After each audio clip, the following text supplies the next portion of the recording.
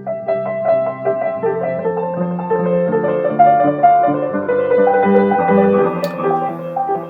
right, good morning, everyone. Today, I want to talk about memory as it arises in meditation, memory as it forms a starting point for our understanding of current self, memory as a particular type of thought with particular attributes.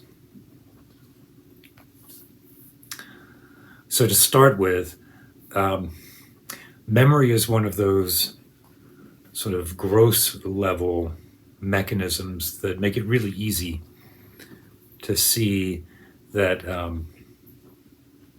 our self is impermanent, right? This idea of the impermanence of the self, this recognition of the impermanence of self is a challenge, right? Because it doesn't necessarily line up with the language that we use or many of the experiences that we have on a moment by moment basis.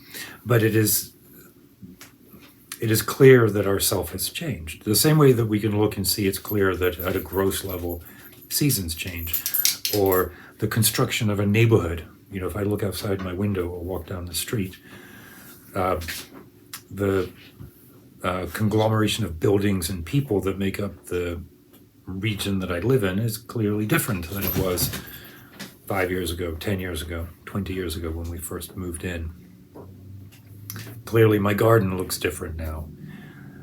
Clearly the river is differently constituted. Right? We can see these things easily, and there's no challenge to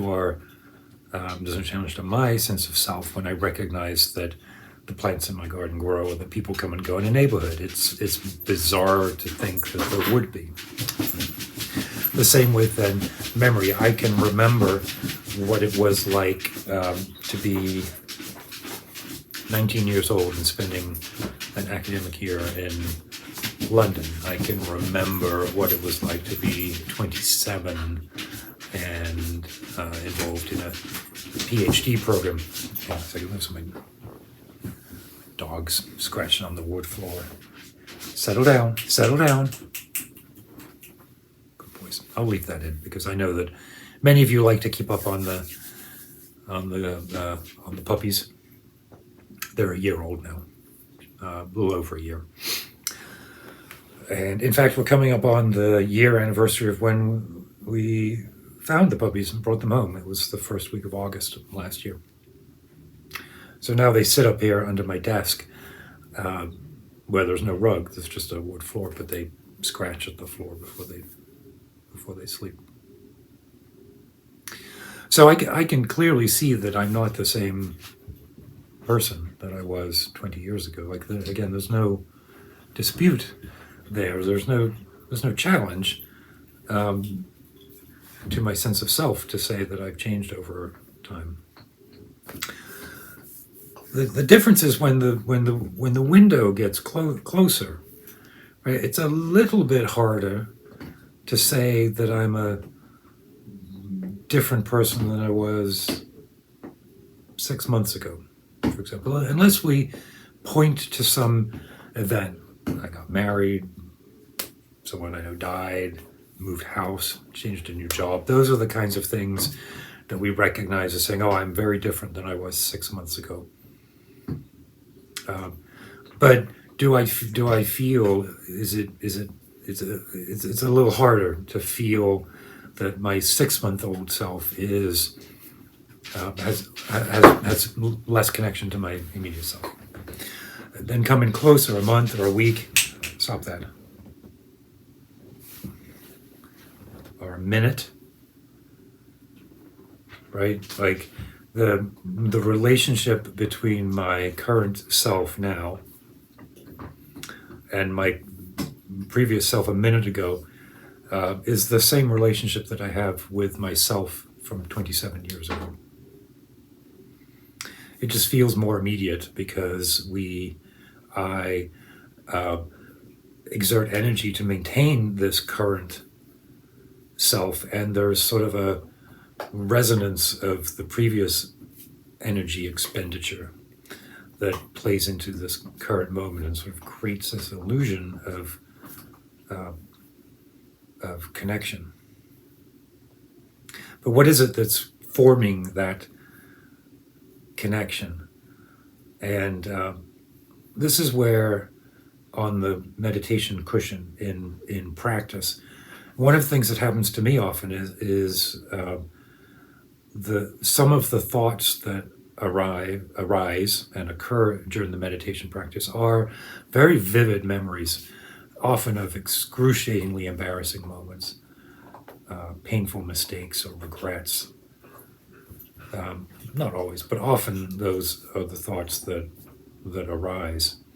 And I can see very clearly that the constitution of those thoughts now, in that exact moment on the cushion, is the same as the constitution of the self in the present, because my relationship to the memories in the immediate on the cushion is the same as my concept of self relating to the temporarily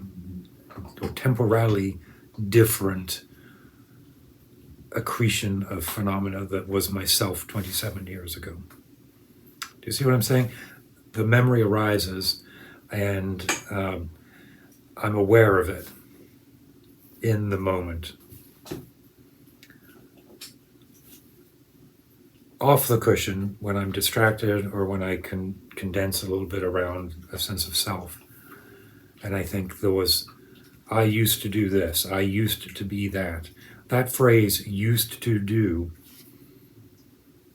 really concentrates the same relationship as the relationship of consciousness to memory. So my sense of self today related to my sense of self 27 years ago is the same as my sense of consciousness related to the arising of thoughts and phenomena in the moment.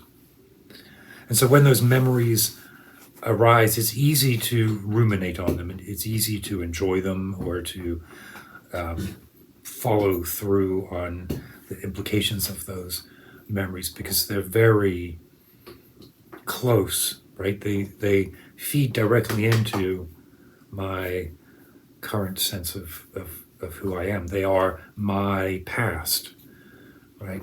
But the relationship, the memory was a previous moment, and the relationship between the memory of the moment and the moment of the moment is the same. It's tripping up over those words. I think what I'm suggesting is that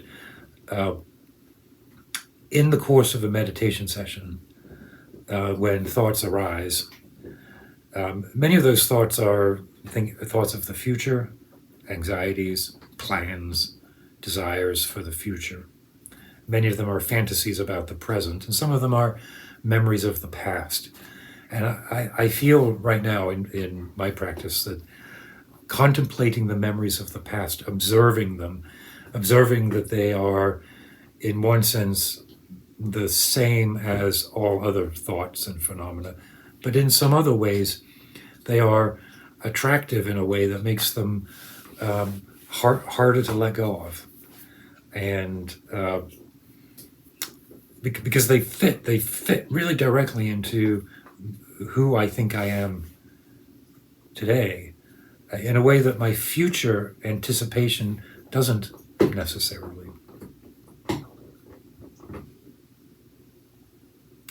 So observing the behavior of a memory is a little bit different for me than observing the behavior of a thought about what I might do at work next week, or what am I going to have for dinner tonight, or any of the other kinds of things that come up, fantasies and wishes and desires that come up during meditation.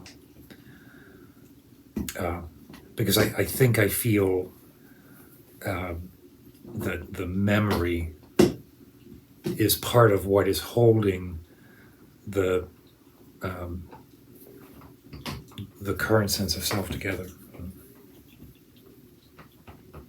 This all goes back, I think, to a lot of what I've been talking about lately, which is current realization of the sort of a Venn diagram, or an overlapping, if not a Venn diagram, at least overlap between two different types of practices. And one is watching the breath and allowing the distractions to evaporate around the breath, so sort of concentration exercise.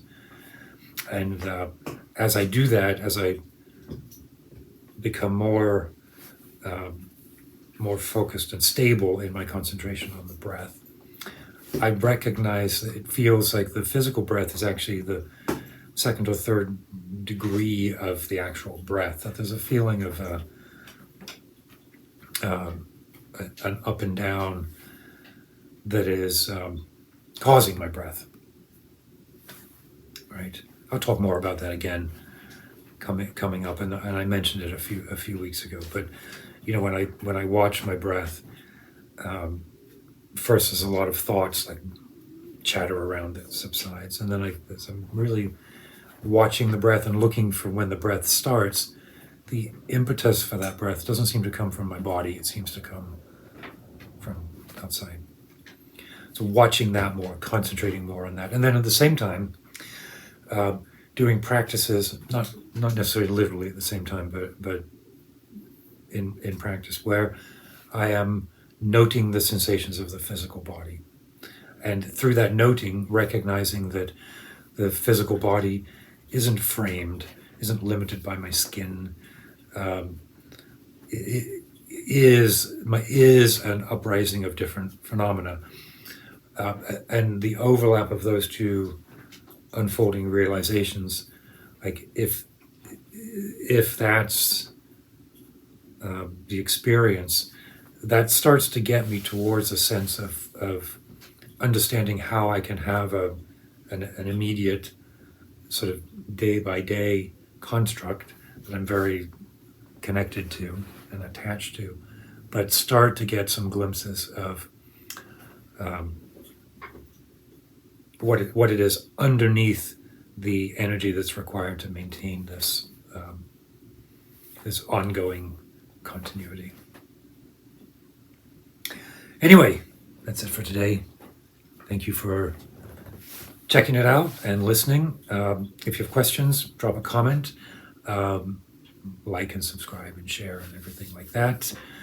And beyond that, my friends, keep your wits about you.